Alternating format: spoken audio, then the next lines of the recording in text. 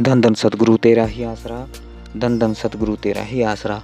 आप सारी साध संगत जी को पूज्य गुरु श्यामस्ताना जी के फरमाए हुए वचन सुनाते हैं जी। काल परमात्मा का बनाया हुआ है और आत्मा भी उसी परमात्मा की अंश है।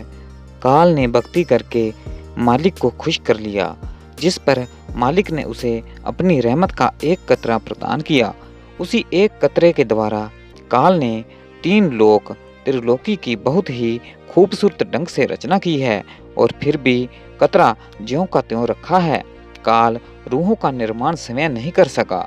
मालिक ने रूहों को भेजा कि जाकर काल की रचना देखाओ, परंतु रूहें काल की रचना को देखकर इसी में बनकर रह गई।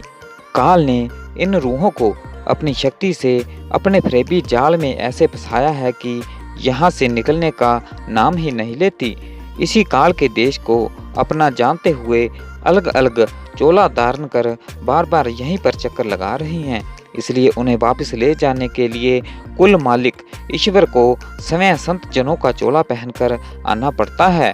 काल के देश में संत महात्मा कोई भी जाहिरी करामात नहीं दिखाते, बल्कि मालिक के हुक्म अनुसार अपने वचनों के द्वारा जीवों को अपने घर का संदेश देते हैं। जो जीव संतों के वचनों को मान लेता है तो संत सतगुरु उसे प्रभु की भक्ति का ढंग समझाकर नाम दान बख्शकर उसको भक्ति में लगा देते हैं। वे जीव आत्माएं जो संत सतगुरु की शरण में आ जाती हैं, उनकी जिम्मेवारी स्वयं सतगुरु अपने ऊपर ले लेता है और उन्हें काल के जाल से सदा के लिए मुक्त करा देता है। रूहों को इस प्रकार अपने जाल से निकलता देखकर काल को बहुत दुख होता है।